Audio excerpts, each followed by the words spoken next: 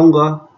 हम जो अपने घर में रोज़मर्रा में चीज़ें जो इस्तेमाल करते हैं, जैसे Wingo, Saffola, Parachute, Lifebuoy, Surf Excel, Clinic Plus. रोज़मर्रा में चीज़ें जो इस्तेमाल करते हैं, जैसे Wingo, Saffola, Parachute, Lifebuoy, Surf Excel, Clinic plus.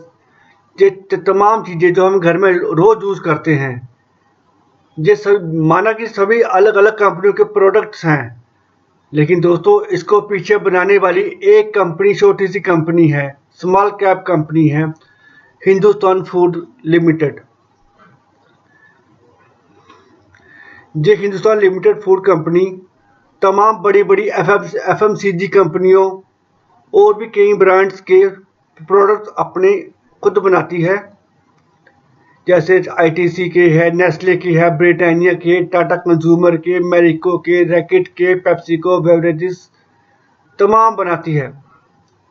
मसलन डिलक्स बनाती है Dove, Lifebuoy, Pears, Clinic Plus shampoo, Dove shampoo, Sunsilk shampoo, Surf Excel detergent, Rin, Vim dish bar, Domex, tea, coffee, chocolate, baby care product, bed bites और face wash, creams, lotions, cosmetics, soft drink, package, beverage products और leather shoes भी, Bata के leather shoes भी बनाती है ये।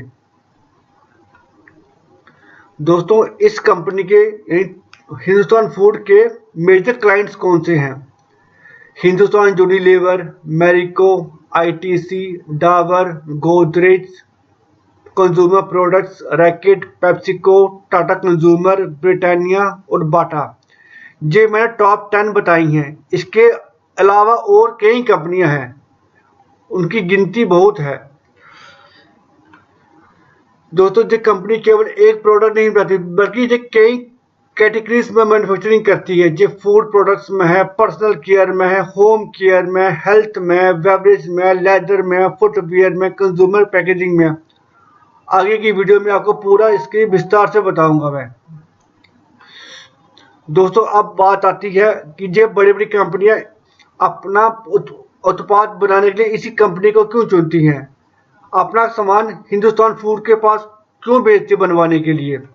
दोस्तों अगर किसी बड़ी कंपनी को एक्स्ट्रा प्रोडक्शन करनी हो तो उसे अलग से ज़मीन खरीदनी पड़ती है, फैक्ट्री लगानी पड़ती है, 100, 200, 500 करोड़ का इन्वेस्टमेंट करना पड़ता है, फिर कई सालों का इंतज़ार करना पड़ता है कि हमारा वो प्लांट जो लगाया है वो उसमें प्रॉफिटेबल हो। इससे बेहतर है कि हम किसी दूसरी कंपनी को हम आउटसोर्स कर दें, जिससे हम कम लागत में काम मिल जाता है और तुरंत मार्केट में हमारा सामान आ जाता है। इससे कॉस्ट एफिशिएंसी होती है।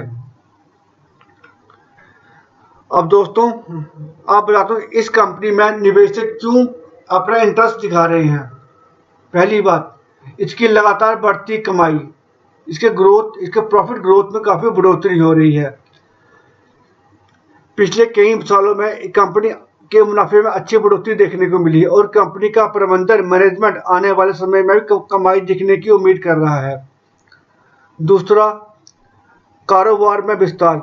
दूसरी अच्छी बात, कंपनी अपने कारोबार का विस्तार कर रही है। हाल ही में इसने ब्यूटी और पर्सनल केयर के फील्ड में एक नई कंपनी को अपने साथ जोड़ा है। इसके अलावा इन्होंने एक आइसक्रीम प्लांट भी शुरू किया है, यानी कंपनी धीरे धीरे अपने बिजनेस को एक्सपेंड कर रही है। तीसरा, बड़ी बड़ी कंपनी अब खुद सामान नहीं बना रही है, बल्कि वो इन्हीं ऐसी कंपनियों को आउटसोर्स करके अपना एडिशनल वर्क उनको हैंड ओवर कर रही है।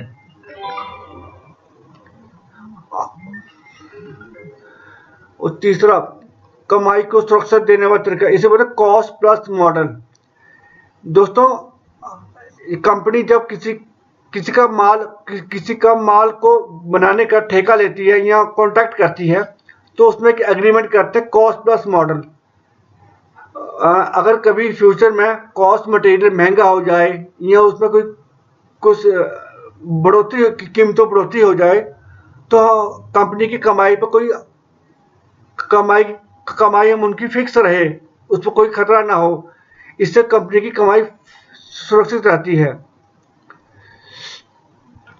एक मिनट। और पांचवा दोस्तों, सरकार का पीएलआई स्कीम। भारत सरकार फूड प्रोसेसिंग को बढ़ावा दे रही है और ऐसी कई पॉलिसी योजनाएं चला रही हैं, और इन योजनाओं का डायरेक्टली इनडायरेक्टली इस कंपनी फूड हिंदुस्तान फूड को फायदा मिल सकता है और मिलेगा भी। मेरे ख्याल से इस कंपनी की ग्रोथ के कारण रहेंगे भारत की बढ़ती पॉपुलेशन, और दूसरा भारतीय क्योंकि बढ़ती इनकम। अगर भारतीयों की पॉपुलेशन बढ़ती है, उनकी कमाई बढ़ती है, तो एफएमसीजी की कंजम्पशन भी बढ़ेगी, खाने पीने की डिमांड बढ़ेगी। डिमांड बढ़ेगी तो बड़ी बड़ी कंपनियां आउटसोर्स करेंगी और इन हिंदुस्तान फूड जैसी कंपनियों को कॉन्ट्रैक्ट्स ऑर्डर देंगी। दोस्तों, अभी कॉन्ट्रैक्ट मैन्युफैक्चरिंग इंडस्ट्री और ये सेक्टर अभी ग्रोथ फेज में है, अभी इसे बढ़ने की अपार संभावनाएं हैं। दोस्तों, ऐसी ही इंफॉर्मेटिव वीडियो के लिए आप मेरे YouTube channel wealth with Jasrotia और मेरे फेसबुक पेज इनोवेटिव मूव को फॉलो कीजिए। दोस्तों, अगर मेरी बोलने की शैली में या कहीं बोलने की भाषा में अगर अटकन आए या रुकावट आए तो कृपया मुझे इसका खेद है। मैं आपको बेहतर और सही जानकारी देने का प्रयास हमेशा करता रहूँगा। दोस्तों, अब मैं आपको ले जाता हूँ स्क्रीनर पर इस कंपनी के फाइनेंशियल बताने के लिए। उससे पहले हम देखते हैं हिंदुस्तान फूड का एक साल का रिटर्न। दोस्तों, एक साल में इसने कोई रिटर्न नहीं, फ्लैट रिटर्न है, और पिछले एक महीने में इसने 7% का रिटर्न दिया है। अगर पिछले 5 साल की बात करें तो इसने 44% का रिटर्न दिया है। अब आते हैं इसके फाइनेंशियल पर।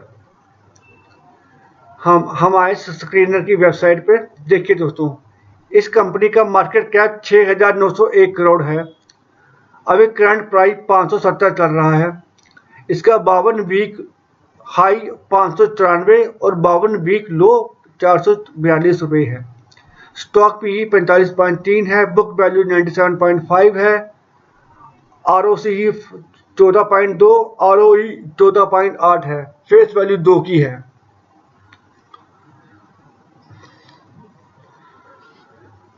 ये देखिए दोस्तों, कंपनी की सेल्स की क्वार्टरली रिजल्ट देखिए।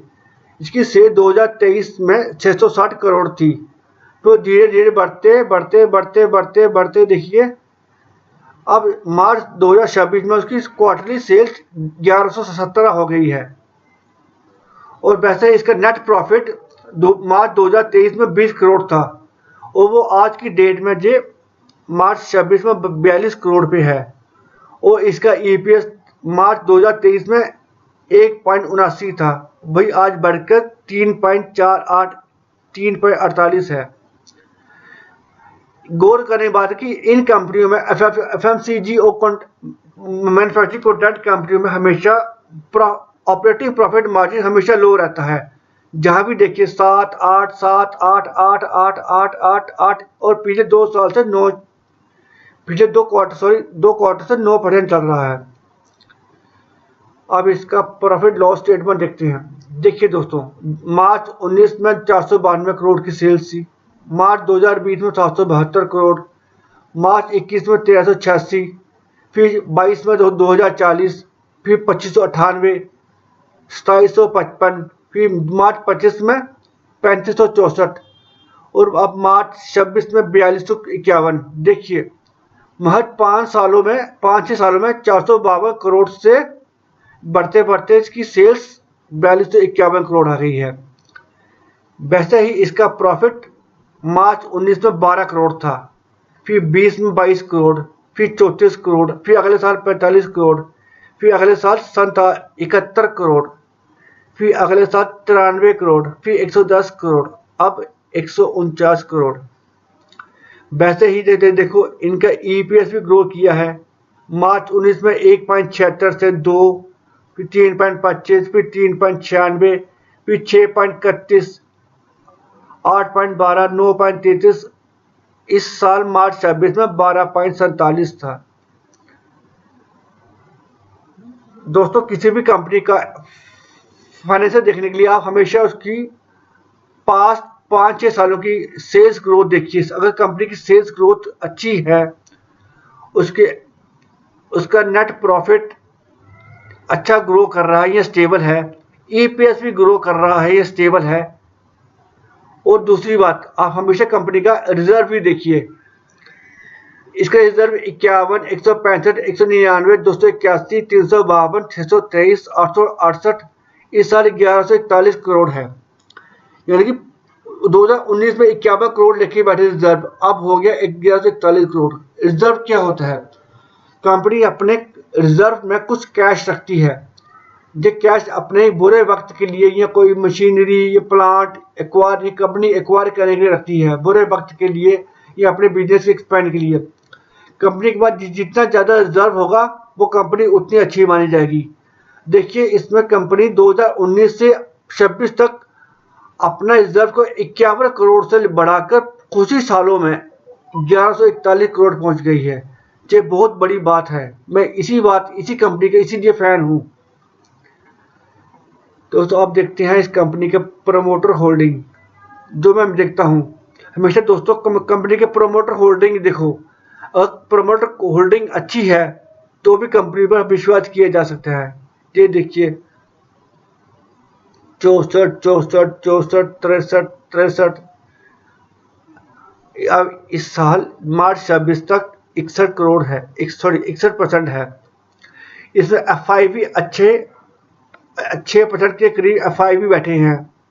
अभी पिछले 1-1.5 साल में एफआई की परसेंटेज 5% रह गई है, थोड़ी कमी हुई है। डीआईएस ने अपनी होल्डिंग 6% से दिए 7, 13, 13, 14, 14, अब इस मार्च 26 में 15% कर दी है। और पब्लिक की 22% है, अब थोड़ी कम होगी, 19, 18, 17% रह गई है। ये देखिए दोस्तों इनके कंपनी के प्रोडक्ट्स के बताता हूँ आपको। फूड बेवरेजेस में इसमें ब्रेकफास्ट है। ये कंपनी के प्रोडक्ट्स बता रहा हूँ। फूड बेवरेज में ब्रेकफास्ट सीरियल्स हैं, इंस्टेंट प्रोड्यूस है, राइस क्रिस्प है, instant mix soup, spices, masala, sauce, jam, gravies, cookies, granola bars, muesli, और पर्सनल केयर में कंपनी बनाती है shampoo, hair gel, cream, hair talcum powder, shaving cream, hand wash powder, और skin में body lotion है। देखिए जैसे लेदर में देखिए man footwear, women footwear, sports shoes footwear. अगर मैं कंपनी के प्रोडक्ट गिनने में जाऊं तो सुबह से शाम तक गिनता रहा। इस कंपनी के बाद इतने प्रोडक्ट बनाती है, अपना प्रोडक्ट कोई नहीं है, दुनिया भर के तमाम कंपनियों के प्रोडक्ट बना के देती है। इसी का यही बिजनेस मॉडल हमें बहुत अच्छा लगता है। दोस्तों अगर आप, तो मैं ये कहना चाहूँगा, आप मेरी बातों पे आके इस कंपनी का शेयर आंख बंद करके कल मत खरीदना। मैं कोई सेबी रजिस्टर्ड एडवाइजर नहीं हूँ, मैं भी आपकी जैसा छोटा सा निवेशक हूँ। अगर आपको इस शेयर में कुछ इंटरेस्ट है तो पहले अपने फाइनेंशियल एडवाइजर से सलाह लें और खुद भी रिसर्च करें, क्योंकि अच्छी बातें सुनकर कभी किसी पर शेयर पर निवेश नहीं करना। हो सकता है कभी फ्यूचर में रॉ मटेरियल महंगा हो जाए या एफएमसी सेक्टर ग्रो ना करें तो इसकी ऑर्डर बुक कम हो सकती है। हो सकता है कभी फ्यूचर में कोई दूसरी कंपनी इनको टक्कर में आ जाए, कंपटीशन में आ जाए, तभी इनका प्रॉफिट कम हो सकता है। इसलिए दोस्तों निवेश करने से पहले खुद भी अच्छी तरह रिसर्च करें और अपने फाइनेंशियल एडवाइजर की राय लें। दोस्तों आपसे विनती है मेरे चैनल को सब्सक्राइब करें